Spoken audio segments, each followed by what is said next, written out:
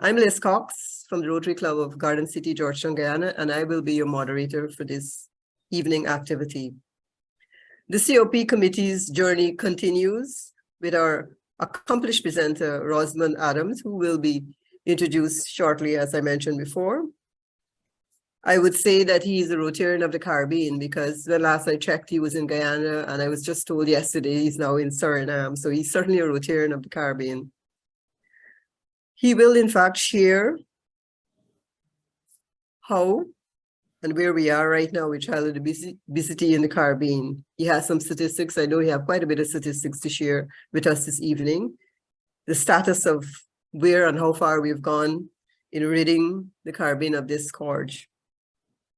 We start off this evening with the usual inspiring words from our district governor, Leslie Ramdani from Grenada. So, DG, the frame is yours for a second or two, right? Or a couple of minutes, yes. Thank you, Chairperson Liz. Good evening, all. Good evening, and welcome to this evening's presentation. I want to especially welcome our past district governors who are online. I am seeing this past district governor Lyle and immediate past district governor Sonia. So welcome. Welcome to our distinguished presenter, Dr. Rosamond Adams, and to all my fellow Rotarians, including the District Training Committee, who has presented this evening's webinar.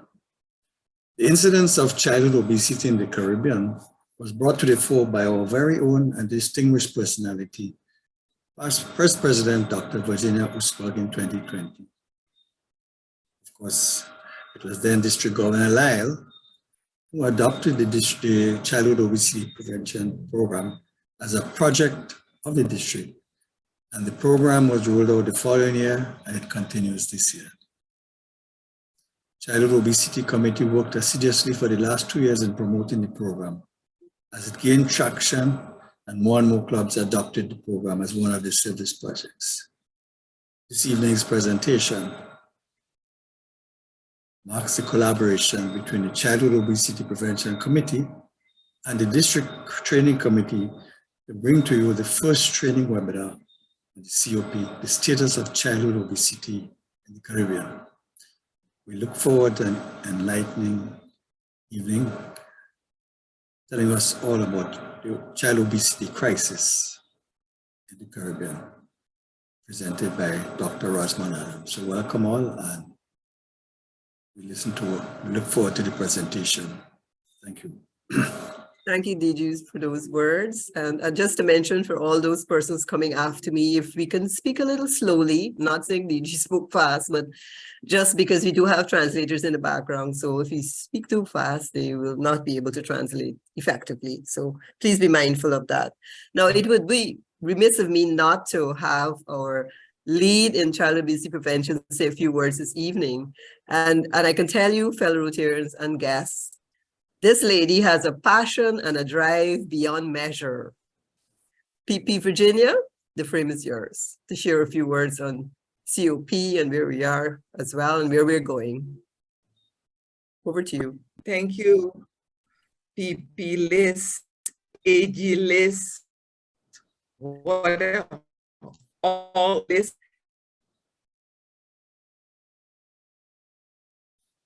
list.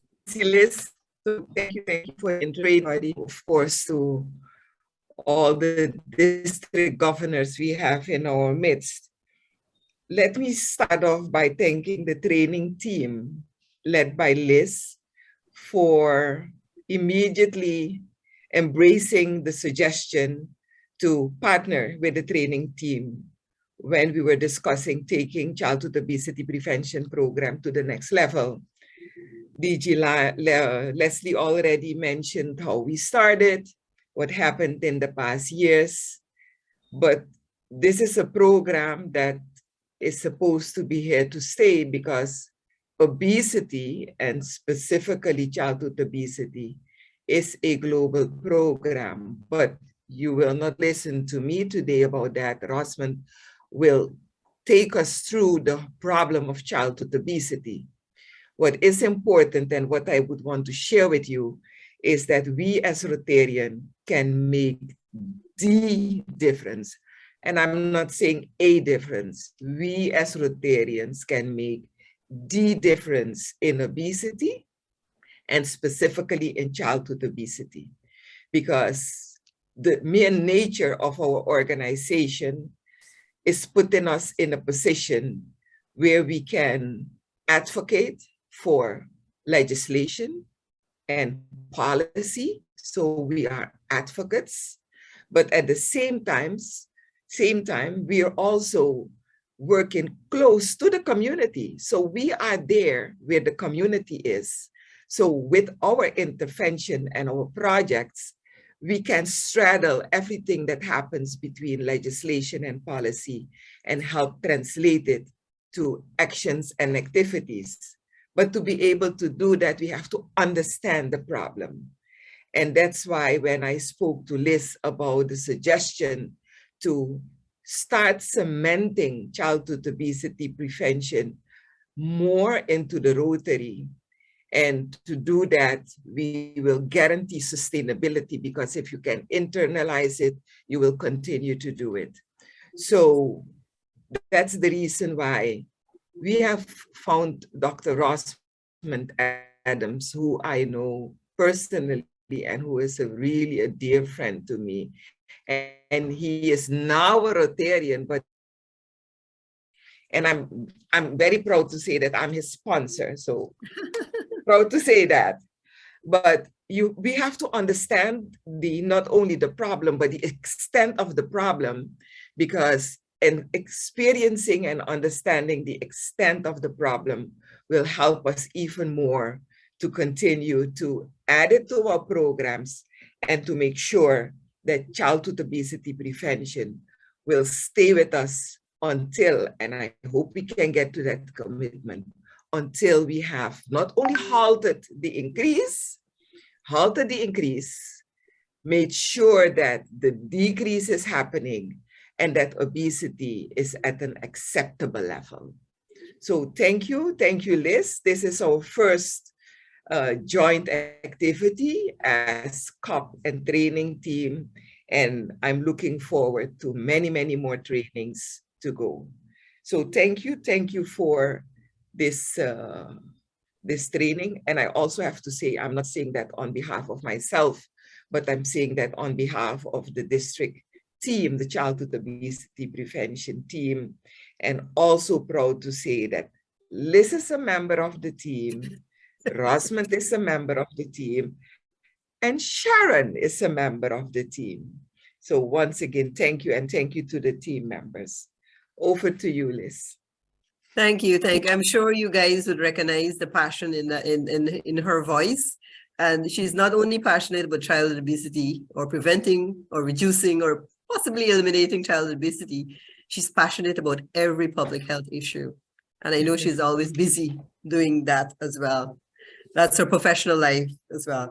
All right. So as we move along, I'd like to invite the childhood obesity prevention team member, Dr. Sharon, PAG, PP, all the initials, to introduce our speaker.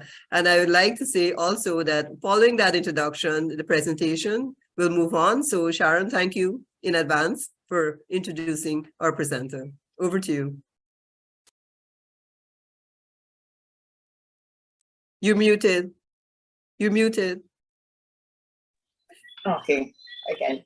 Bonsoir, Huda Awan, and good evening, everyone. It gives me great pleasure to introduce our speaker for this evening, who is Dr. Rosamond Adams. He is a national of St. Vincent and the Grenadines. He's a medical doctor by training and holds Master of Science degrees in both public health and bioethics. He also holds a postgraduate certificate in global health diplomacy. Dr. Adams is a public health specialist with close to 15 years of experience in the health sector at the national, regional, and international levels in the areas of disease surveillance, communicable disease, and emergency response and health systems. Dr. Adams began his public health career as the coordinator of the Non-Communicable Disease NCD program at the Ministry of Health, Wellness and the Environment for St. Vincent and the Grenadines. He then served as the national epidemiologist, where his work focused on strengthening the public health surveillance and strategic information to guide health policy, programs, and action. He then served as the head of health information, communicable diseases, and emergency response at the Caribbean Public Health Agency, CARPA, where he led on the development, implementation, monitoring, and evaluation of Caribbean regional health security strategy as a common strategic framework for the Caribbean Public Health Agency member states to strengthen their capacity to manage and respond to emerging disease threats and other public health emergencies.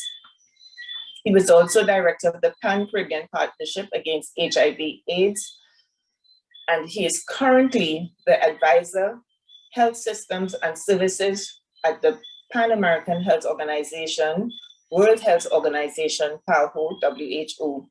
He's also the chair of the board of directors of the Caribbean Family Planning Affiliation. So without further ado, ladies and gentlemen, I present you eminently qualified Dr. Rosamond Adams. Thank you very much, Sharon, and good evening to everyone, fellow Rotarians, Rotaractors, and others who are online. I must also say thanks to Virginia for extending the invitation to me personally. When she reached out to me and asked me if I could speak on this, I couldn't say no, so I said yes. And listening to her this evening, she had made my piece and really summarizing the importance of speaking about childhood obesity. Childhood obesity is a big problem for us in the Caribbean region. And as Virginia mentioned, our work is really not to halt childhood obesity and not to decrease childhood obesity, but to get it at levels that are so low in the region where we can protect and safeguard the health of our children and ultimately the adults who they will grow to become. So I will share my screen now. Let me know if you can see it for the presentation.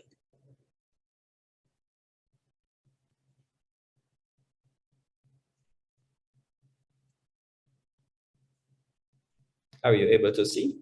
Yes, that's right. Thank you. Great, thank you.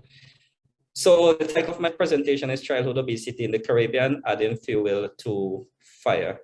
And as I was saying earlier, and as Virginia mentioned, childhood obesity is a problem for us. And we already have an existing problem in the region where we're seeing, an increase of non-communicable diseases. So the burden of childhood obesity is really adding to the already existing burden that, that we have and the public health problems that we're confronting in the Caribbean region.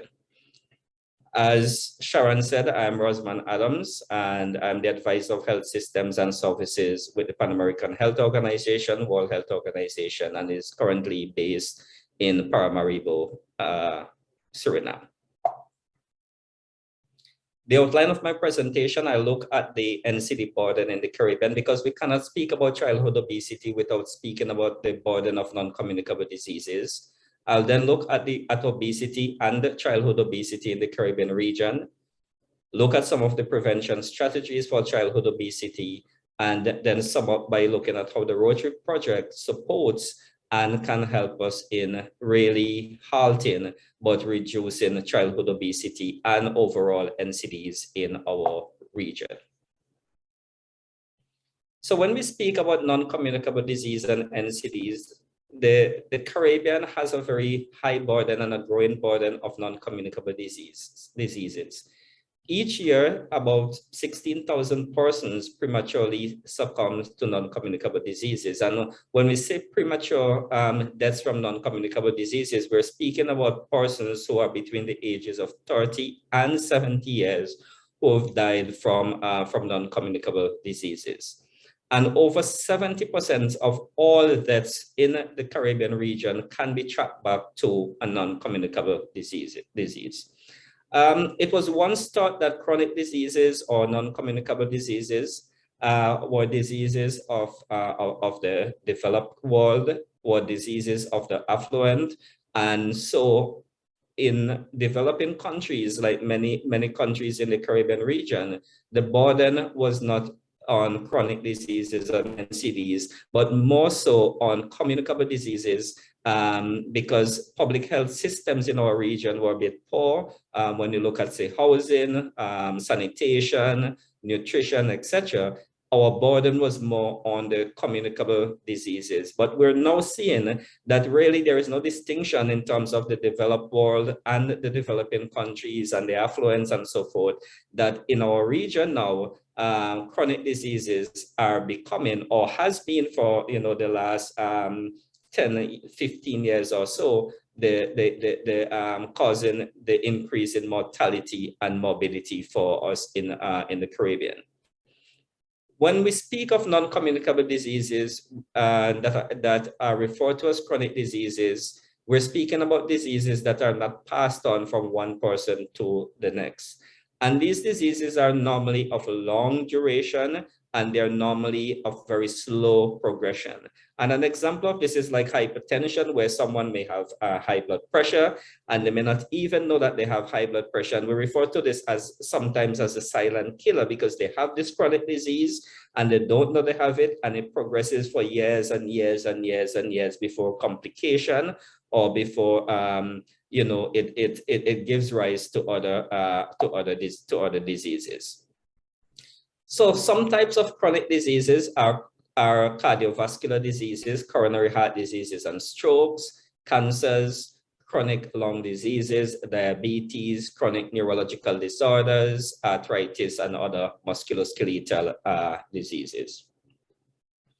And these chronic diseases, or NCDs, are all associated and are driven by a risk factor or by risk factors. And when we speak about the risk factors associated with non-communicable diseases, it is really an aspect of a personal behavior or a lifestyle, an environmental exposure, or a hereditary characteristics that is associated with an increase in the occurrence of particular disease, injury, or other health condition. So personal behavior or lifestyle can drive it. Environmental exposure can drive chronic diseases, and even the genetic makeup of someone can drive these diseases. Chronic diseases or non-communicable diseases are due to modifiable or non-modifiable risk factors. So the risk factors can be modified, and then there are some risk factors that can't be modified, that you really can't do anything about.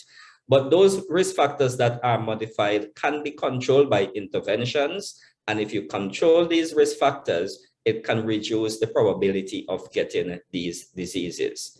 The non-modifiable ones, you can't do anything about them. These risk factors exist. However, you can do other things by ensuring that your risk is not increased having these non-modifiable risk factors.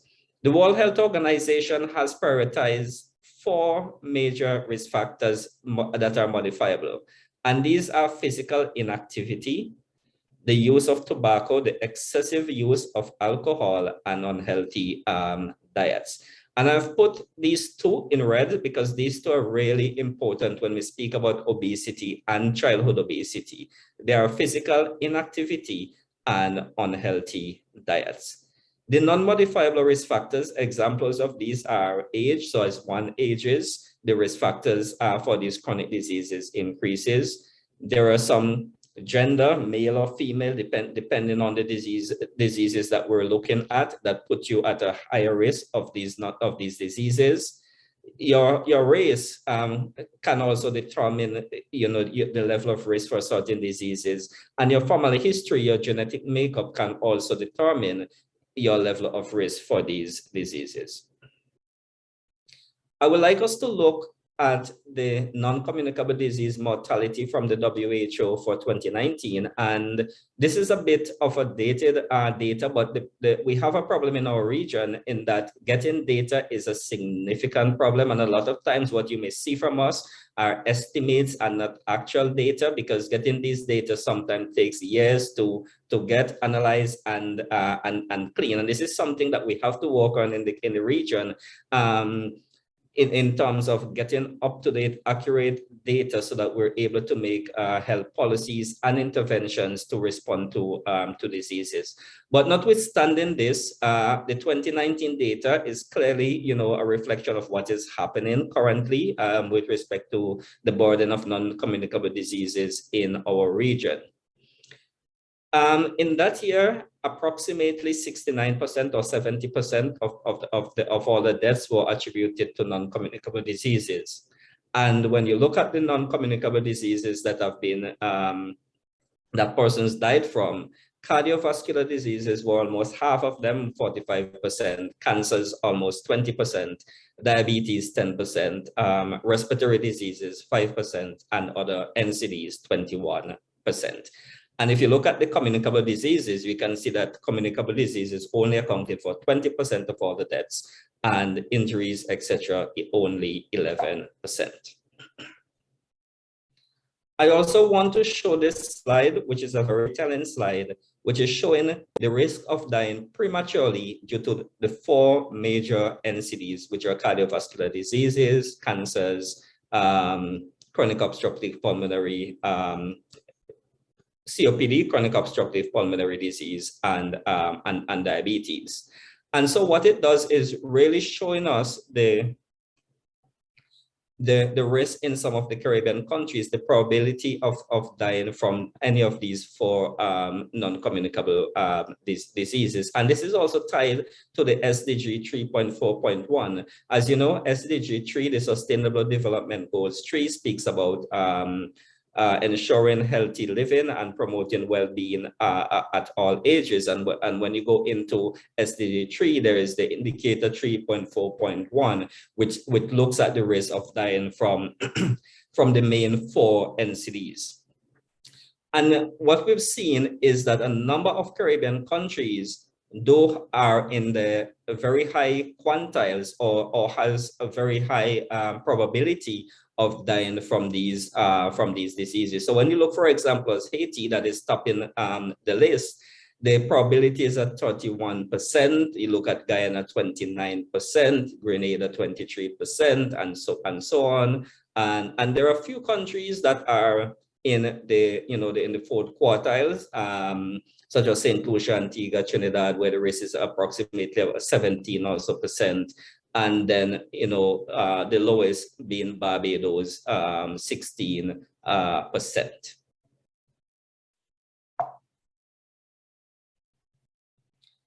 I also want to show this slide in terms of the prevalence of overweight and obesity among adults aged 18 and over, and this in the region of the Americas. So, so this includes Latin America, the Caribbean, etc.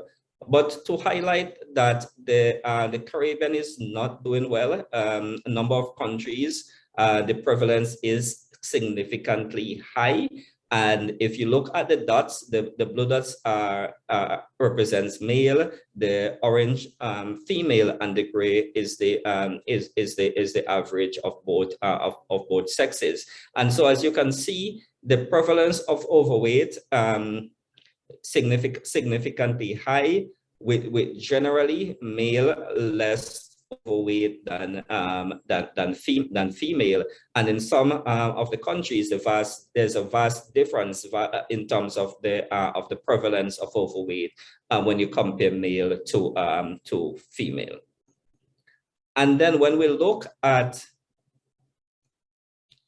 the prevalence of overweight and obesity among adolescents aged 10 to 19, it shows a similar picture where where males are less overweight in many of our Caribbean countries than female, but overall, when you look at both sexes, the prevalence is also significantly high. So, for example, when you look at the Bahamas, there's an overall prevalence of about 34%. When you look at Barbados, there is an overall prevalence of 26%, Jamaica 28%, and so on. So obesity is a problem, and childhood obesity is a problem for us in the region. And so I put this question up because this is sometimes asked: is obesity a disease or is obesity a risk factor? And I think that the answer is clear that, obesity in itself is a disease, but obesity is also a risk factor and can drive other chronic diseases. And so this is why it is so important that we are tackling and we're addressing the issue of childhood obesity and obesity overall in the region. So when we speak about obesity, we can't speak about obesity without speaking about overweight. They're defined as abnormal or excessive fat accumulation that presents a risk to health.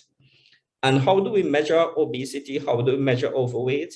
Generally, we use the body mass index or the BMI to do this. The BMI is not the most efficient way of measuring body mass index because someone could have a high BMI and it may not be due to an accumulation of fat. Someone could be, very muscular and have high muscular content and increase their BMI. But this is really not in most cases. Someone who has a high BMI, most times a BMI of over 25 is considered to be overweight, and a BMI of over 30 is considered to be someone who is obese. And there are other measurements that are used to measure obesity, to measure overweight, and so on. But the most frequently used and the most handy and easy way is the BMI, which is using your height and your weight and can give you this index to determine where you are in terms of if you're okay, if you're overweight, or if you are obese.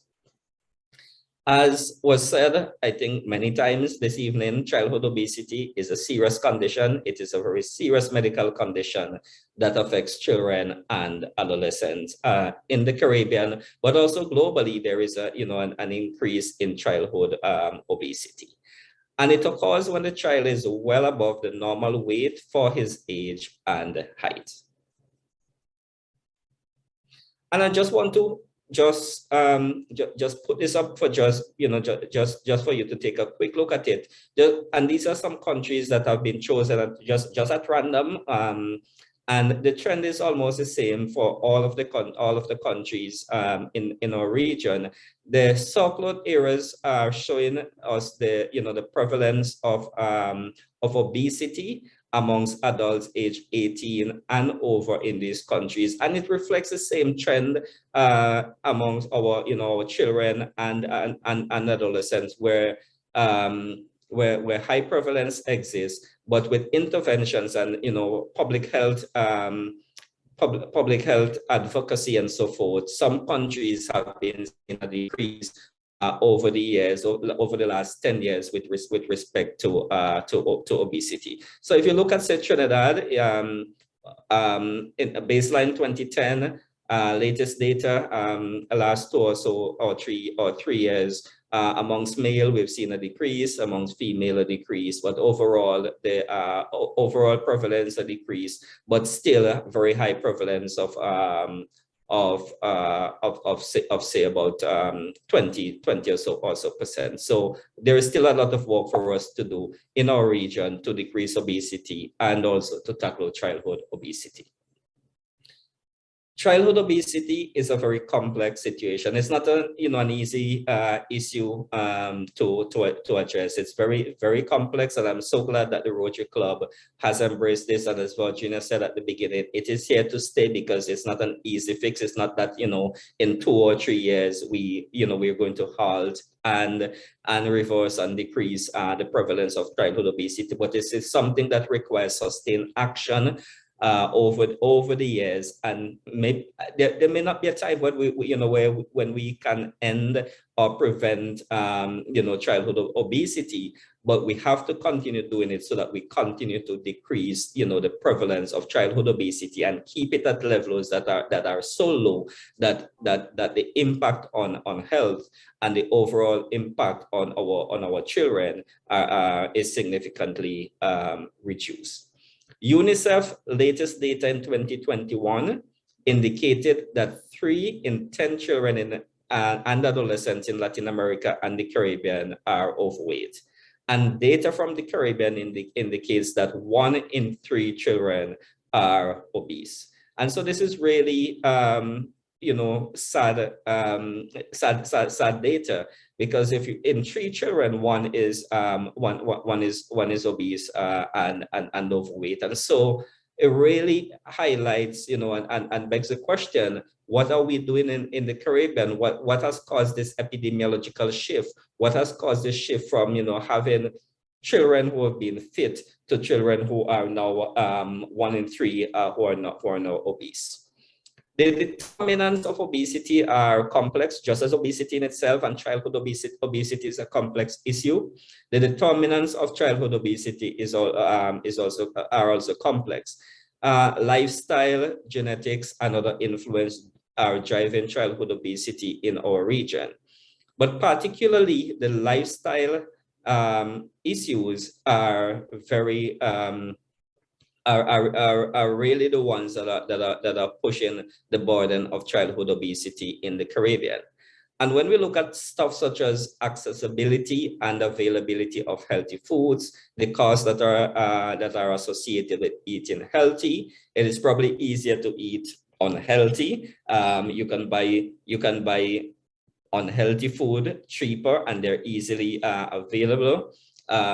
You have parents who are working and do not have time to prepare a healthy meal to send their children to have at school. And so when they go to school, excuse me, when they go to school, what they get to eat are quick and unhealthy food.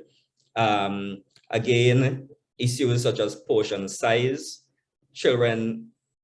Parents and even children are not aware of portion sizes, and so they eat until they're full and overfull, and so and consume too much.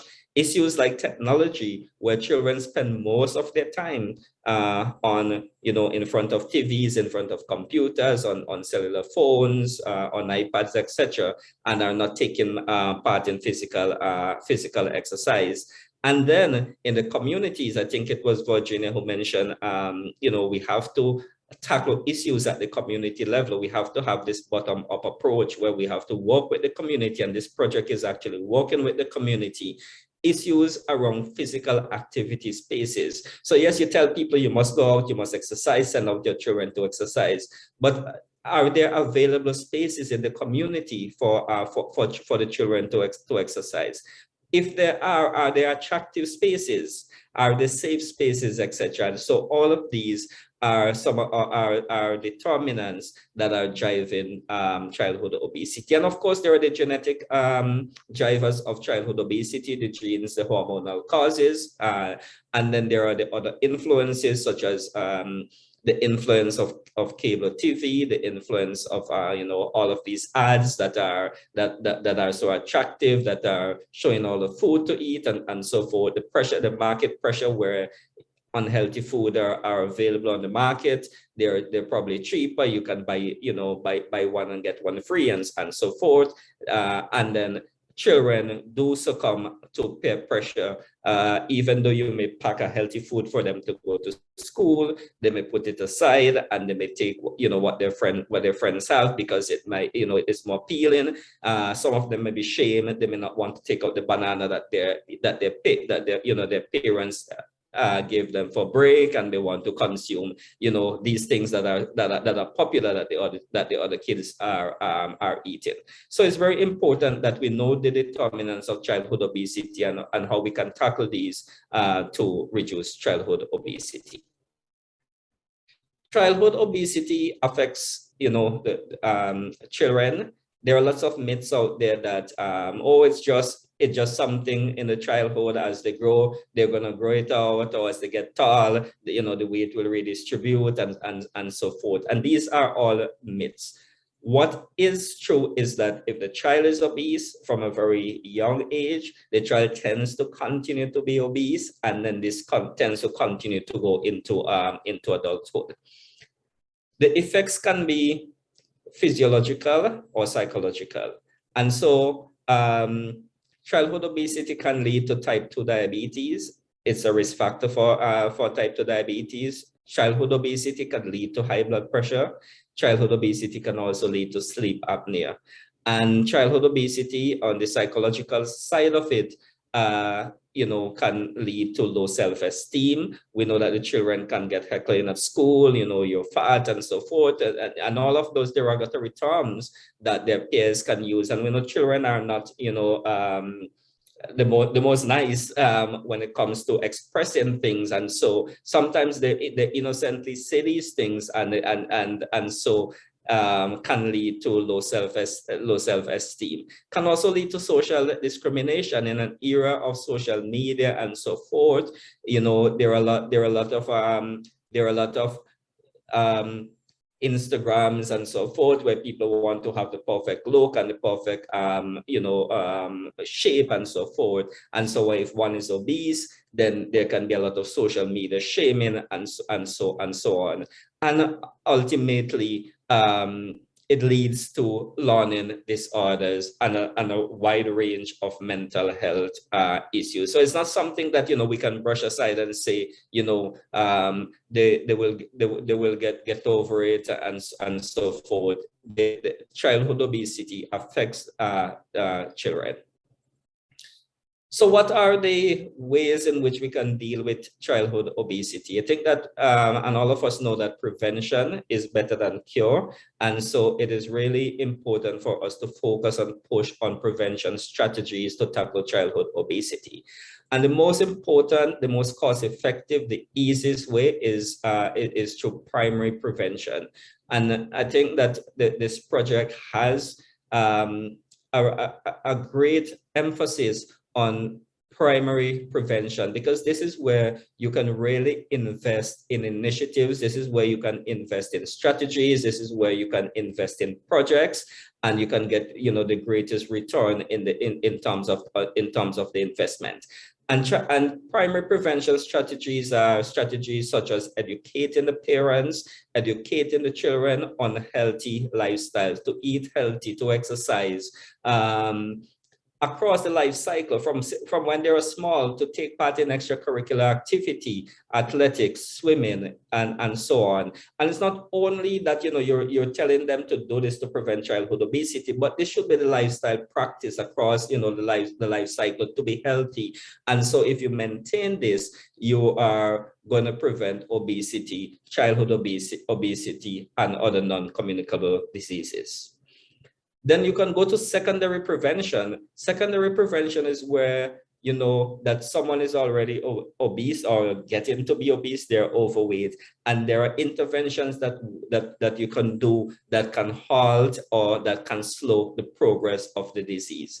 And this is really more than just educating and giving people the knowledge, but interventions. Now you're intervening, and so you're doing active screening, you're going into the school, you're taking the BMIs, you're monitoring, you know, the body mass index of the children, etc., in order to stop and to halt the progress of obesity. And so interventions can be that, you know, you start having in school exercise programs.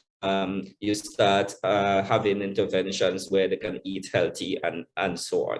And then there is a tertiary prevention, where someone is already obese, and you're really preventing the complications that are attributed to obesity, and prevent further physical deterioration, and to maximize the quality of life. And so what this really entails is improved management of obesity and other conditions that this person may have, and then to try to reverse this obesity over time, and bring them back to a normal weight. So prevention is the best strategy. Prevention is the easiest way for us to address childhood obesity. And it sounds very easy, and I'm sure that you're saying, well, if it is this easy, why aren't we getting there?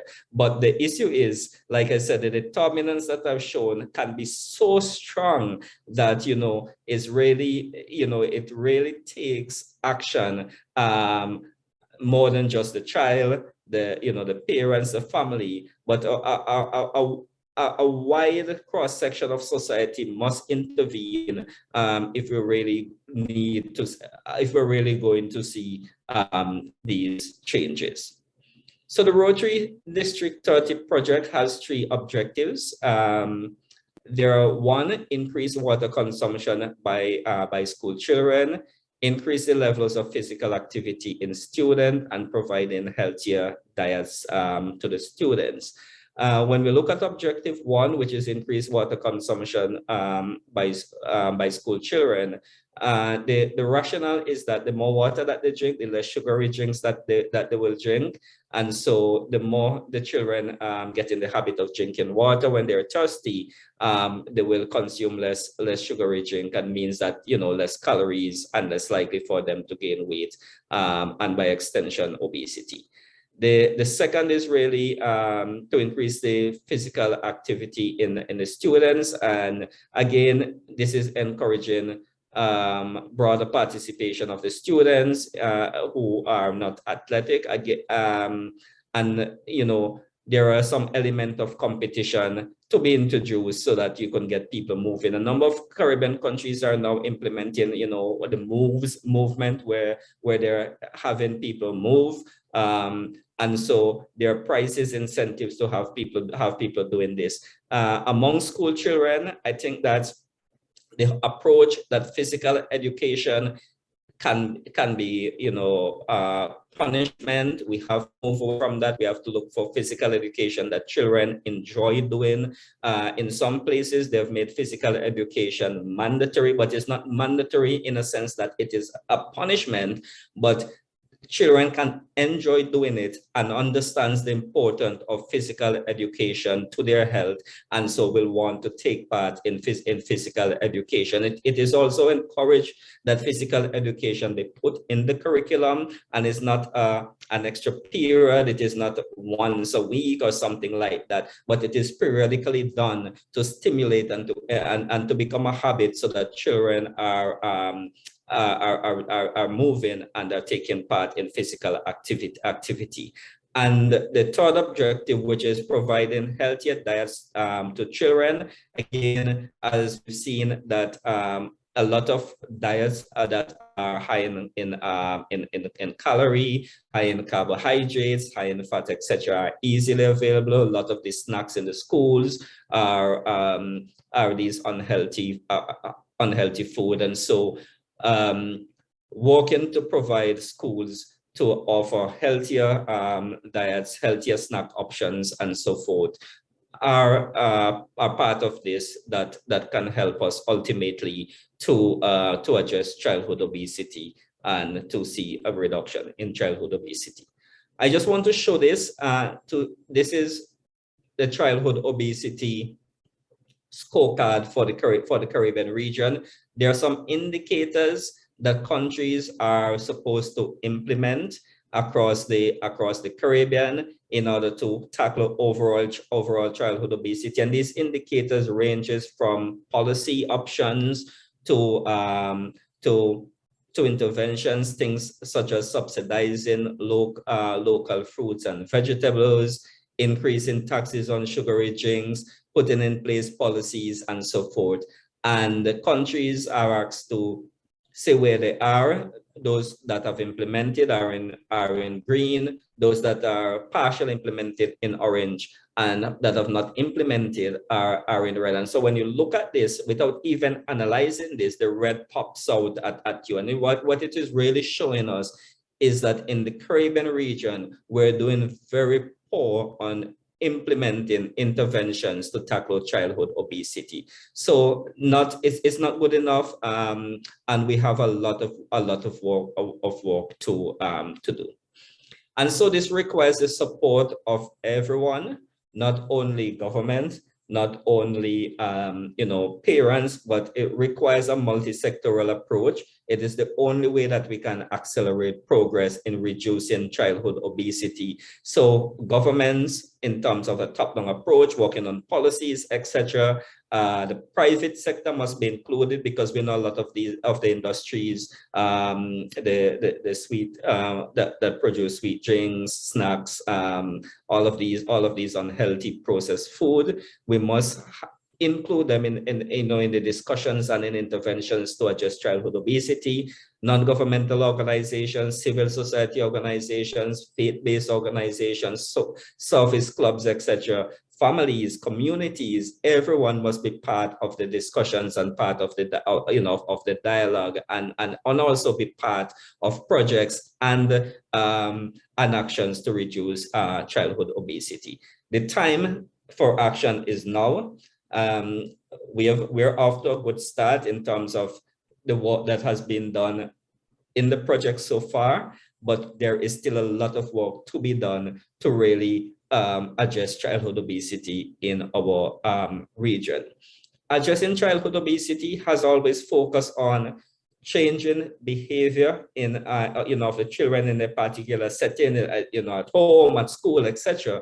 But it has proven that it is really not working, and what we have to do, other than just focus on changing behavior, is also to change the environment and to enhance behavior. And so this project focuses a lot on the school environment, where it is looking at changing the school environment, providing healthier snack option, increasing physical activity, providing, encouraging the use of water bottles, pushing for children to drink water, etc.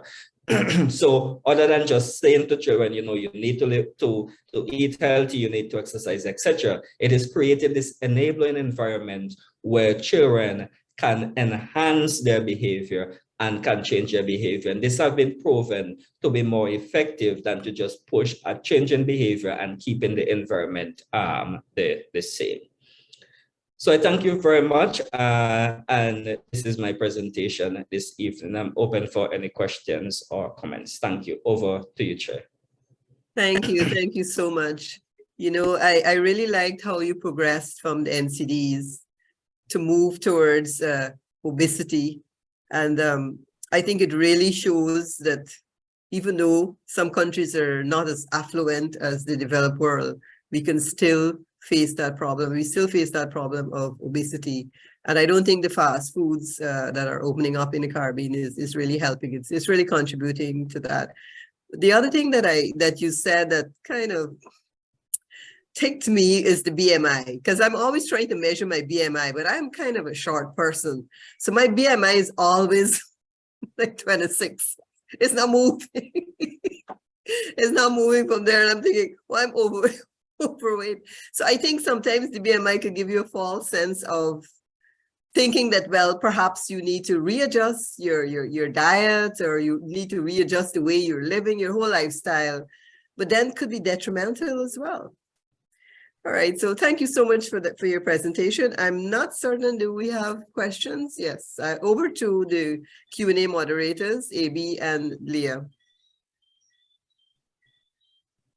Thanks, Liz. And first of all, a fantastic presentation, Dr. Adams. I think in tracking, the information that was shared, almost every question that I was tempted to ask, I think you covered it very, very succinctly and very, very adequately.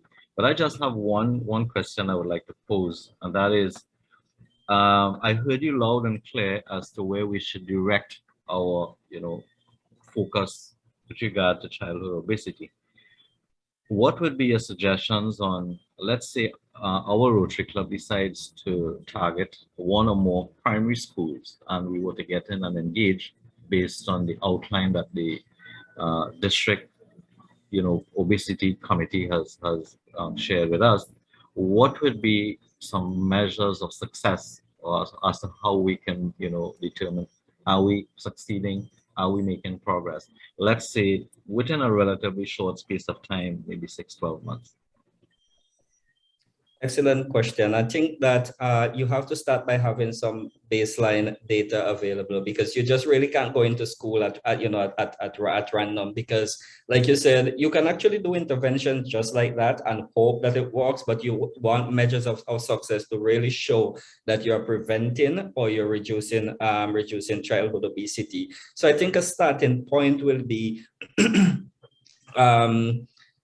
getting the measurements and knowing exactly a baseline of where you are in terms of the body mass index and overweight obesity status of these children. You then do the intervention, and then in periodic times, whether it is 6 months, whether it is a year, or depending on how long you expect this intervention to be, you then return or you continue to monitoring, and that in itself can show if the children have maintained a normal body weight over a period of time.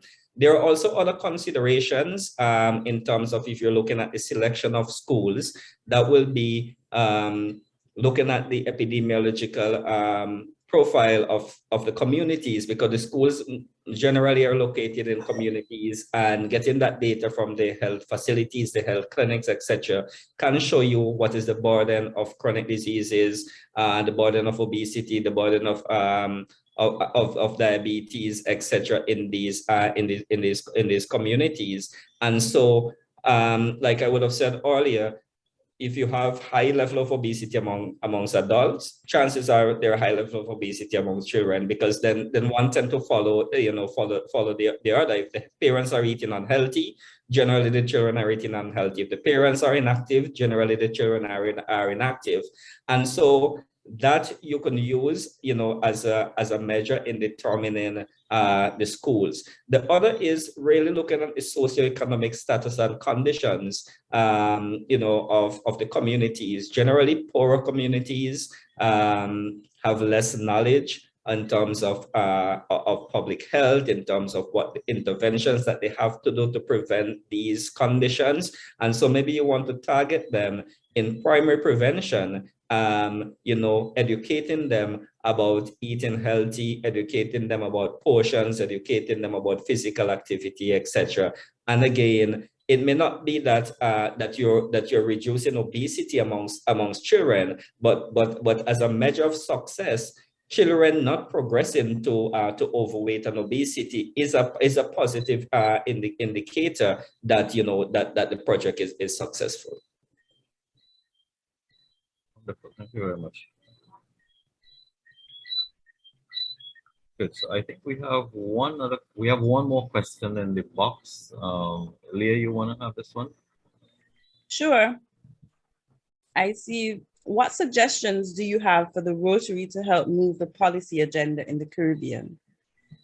Great. Very, very, very important question. Like I said earlier, a multi-sectoral approach is the best way to address any chronic diseases, obesity in the region. Oftentimes, we tend to leave it to government, and as you've seen in the score chart, a lot of these countries are still in the red.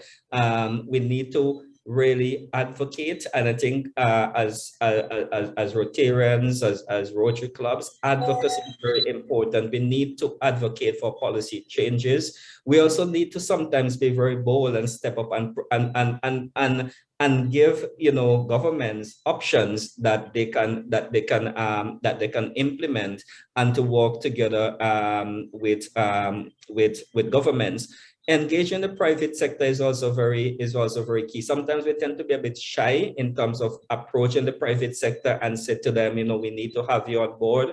And then some of the private sectors, especially those that are contributors to these risk factors, we tend to isolate them and talk bad about them and say, you know, they're producing all of the sugary beverages, but we need to bring them together to the table. We need to say, yes, we know that you're doing something for profit. Yes, you're in business, but how can you work with us? How can we ensure that there is responsible marketing that, you know, are not putting children at risk and are not disproportionately affecting those who are already at high risk? So I think, you know, advocacy is critical as Rotary Club, but also having bottom-up approach, having community actions, having community projects can serve as a springboard to really showcase that if you take small actions like you know, these projects, it can help to reduce chronic diseases and childhood obesity.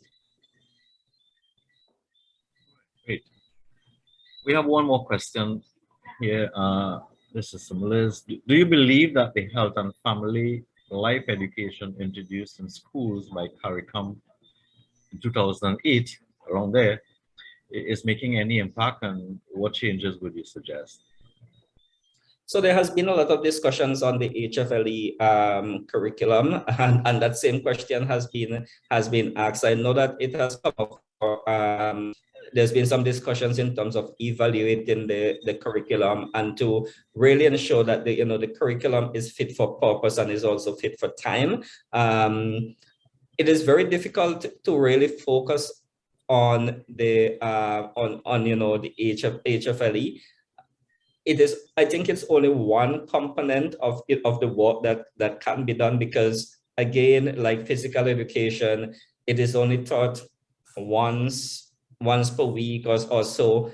Children don't pay a lot of attention to it. It is not sometimes an examinable subject and so forth. So it is really a by the side subject. And so a lot of discussion have been taking place to change it, to integrate it, in other subjects. So it creates this level of awareness.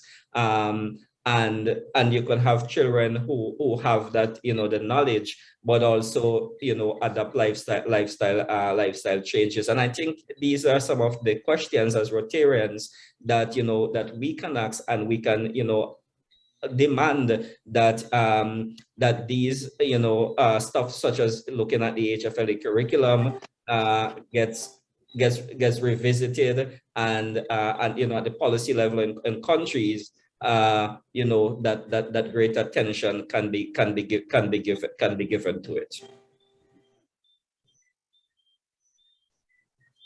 Thanks so much, Rosamond. We have one other question. Sorry, it jumped. Okay, great. Here we are.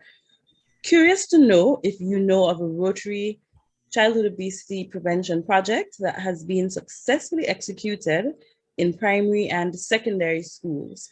One that we can use as an example for lessons learned, or that we can use to replicate. Okay, I'll hand it over to Virginia. Virginia, do you want to take this? Any successful projects that have been done and can be replicated? Yes, thank you. Thank you for asking me to answer this question. I'm not going to answer it myself. I'm going to ask IPD Sonia to talk about the school project in Barbados. We are now working towards doing an assessment of the different projects that have been done, but we know for sure that Barbados is very active with their Rotary programs. So IPDG Sonia, can you talk a little bit about the Barbados one? Yes, thanks, Virginia. Good evening to everyone. And what a fabulous presentation that was, Rosamond. You hit all the talking points. So definitely all 41 of us learned a lot this evening, and will continue the fight. So in Barbados, Rotary and Rotaract have successfully launched in 10 primary schools a kitchen garden project, which they use to raise funds for the school, but also to be used in meals that are made for the schools as well. It teaches the children of all ages from 4 to 11.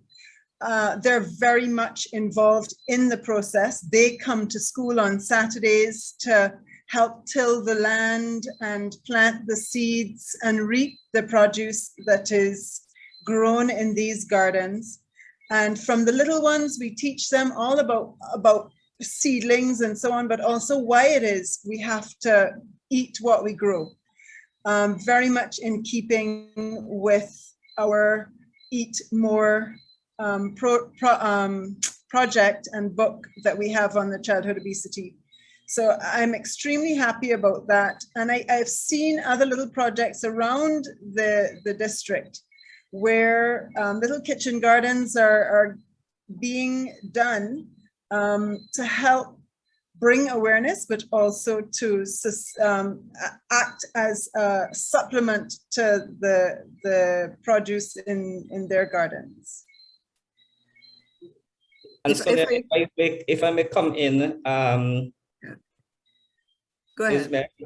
Yes, Go ahead. just as a caution that that when you're looking at success in measuring interventions for childhood obesity, we shouldn't just look at the reduction in obesity levels or the number of persons who don't progress to obesity. But as Sonia mentioned, adopting healthy lifestyle is a successful indicator. You have people doing these things that are going to be lifestyle changes. They are doing their own gardening. They're taking part in physical activity and so forth. Because what you have is a built-on effect to this, where children or other children doing it and they're joining. And so what you want to have happening is that it becomes a community, kind of norm where they're doing these healthy interventions. And that in itself is a successful indicator. And Rosamond, I would want to add that as these projects are happening at the schools, the community are passing by and seeing what's happening and asking what's going on. They themselves come in to help. And we talk about things in different settings, and other schools now want to be a part of this program. So it really is a knock-on effect. And if we just keep talking about it and doing it consistently all the time, through the holidays, through the weekends, we will definitely have continue to change patterns. And just quickly to build on that is to say that the children are also an example to the adults. Some of them, they go home, they're learning, about healthy lifestyles, etc. And they're learning about healthy eating, and they go home, and when their parents give them something, they say, this is not healthy, that I've been taught that this is not healthy, or I've been taught that this is it. And so they're also agents of change when it comes to childhood obesity and chronic diseases. So are, indicators of success. And it's going to take, a long while. Like I said, childhood obesity is a complex issue, and also, success, measuring success and indicators for success can also be very, very complex. Over. Right. I can also add that in Guyana, what we have done is that we have had, we had the Ministry of Education sign an understanding with us to use the Eat Well, Move Well handbook that was produced by Remier Marjolais in French Guyana, our club.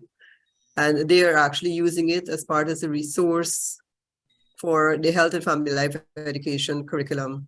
So we have been going to schools, and we're hoping to catch, well, almost 50% of the schools in Guyana. And we're sharing the book at the schools, and including the teachers and the children.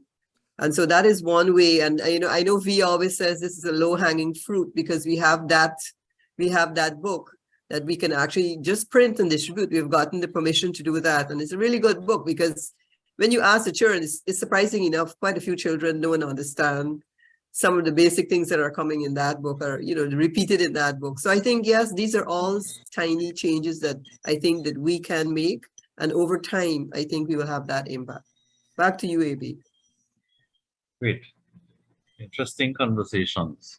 We got a question, comment, maybe combined. Changing the environment to improve physical activity is a challenge. Shouldn't we also focus on safe infrastructure? For example, maybe cycling to school. So I suppose if this is outside of the physical boundaries of the school, and an enabling and supporting environment that connects to the school. What are your thoughts, Dr.? Yes, you're right. I think in my presentation I spoke about that sometimes there are environments that are available for physical activity, but then are they attractive? Are they safe and so on? Are they well lit so that you can go out in the evening and exercise? So I think that it goes beyond just at school, because you don't only exercise at school. You want to create this culture, this habit of keep moving. And so in the homes, in the community, etc., we have to push to have these safe spaces that are safe, attractive spaces that are available for one to do physical activity. Thank you so much, Rosamond. Our next question is a bit of a doozy. I hope you can take a stab at it. Why do you think that governments in the Caribbean are slow to enact food nutrition labels? I'll start by saying that most governments of the Caribbean generate revenue from taxes, and if you attack these industries that are producing these food and their sales go down, then tax ultimately goes down, and if tax goes down, then it is less revenue generation for governments of our region. But also we have to take into consideration that a lot of these companies that food producing companies are big companies, and also politically do have some level of influence. So it's going to be really a lot of negotiations, a lot of discussions, a lot of compromise to be made in pushing for food nutrition labels across the region. And like I said earlier, we have to, instead of just instilling food nutrition labels and say to the companies, look, you have to do this, we have to bring them to the table, and we have to let them understand the rationale for it. Let them know that if we're going to implement food nutrition labels, it is for ensuring that people are healthy, and if people are healthy, then you're going to have a healthy and productive society, and so that they can work for these companies and so on. So it's always a tricky issue. I know that the front of package labeling in the region has been up for discussions and for a while now. It has been pushed in the Caribbean region. However, it is still getting some pushbacks from the manufacturers, etc. But I think by maintaining and sustaining the advocacy and so forth, we will get there. I'm very much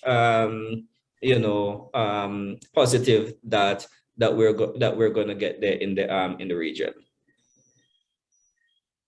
Wonderful. So Liz, that's all from the question box. Back to you. And before you hand over to Liz, on food labeling also, it really serves no purpose if you have food labeling and people are not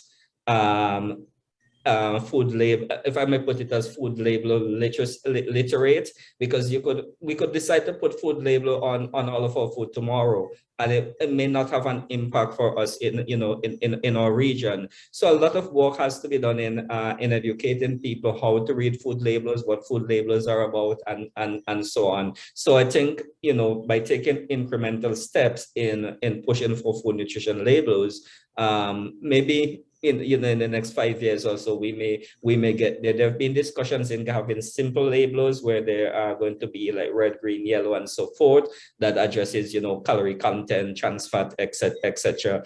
But there can be complicated labels where even myself, I look at this and I don't understand what it is saying. So I think also we have to work at ensuring that that people understand how to read these nutrition labels, and they understand what it means to them, and so on, before we just push to have it there, because we may push to have them there and the impact may be nil. Over. All right, thank you, Rosamond.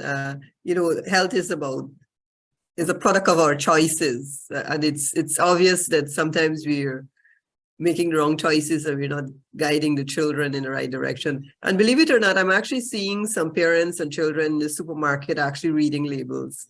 So that labeling thing, and I believe some countries, Jamaica, we might attest to that. Jamaica has introduced that, as a policy to have those frontal labelings and indicate the percentage of fat and trans fat and on sugars and all of that. So, V, you want to talk any bit about that, the labeling thing? Because I know you have some information on that. I wanted to add to what Rosmond was saying, but then he added what I wanted to add also. So I didn't offer to say anything, but I do think it might be good to say a little bit about the front of package labeling, the front of package warning labeling. And that has been a best practice from Chile that we brought to the Caribbean. For years, we have been talking about what would be the best way to inform persons about the nutritional content of food that we're purchasing. So we have labels on one side, but we also have warning labels. So the nutrition label will say something about the content, about what is in the product, what does it consist of, how much of this, how much of that. So that's one part of labels. And in the Caribbean, we've already been discussing with CrossQ, that is the quality insurance organization from the Caribbean, how to adjust the nutritional labels in a way that we can understand it. But also, don't forget that in the Caribbean, we are also producing our own food now. So how do you make sure that what you will put on the label is also what you offer to the person? So there is a critical part there that has to do with lab testing, making sure that you know the specific content of the food that you produce. And some of the pushback is also from the more moms and pops shops and the local producers that don't have those advanced technology to produce what the nutrition labels. So not to go too much into detail. So that's part of the reason that in the Caribbean, it's going a bit slow. What can go a little bit faster are the warning labels. So in Chile, it was the Alta In. So you have, and they have done so much research to find out what would be the best way to warn person about the health content of food. Rosmond already mentioned the traffic light system that we had been talking about, but what they found out with the Chile experience is that just a black and white octagonal label saying high in, that catches the attention of persons immediately. And then you can see high in trans fat, high in sugar, high in salt. So that's simple. But then the question was, and don't forget, this is a public health discussion, and Rosmond also mentioned that obesity is a very complex situation that goes across sectors. So you also have the industry, you have finance, so you have different sectors that are linked to anything that we do when it comes to labels, but also warning labels. So the importance is now that we also had to make sure if it works in Chile, will it work in the Caribbean?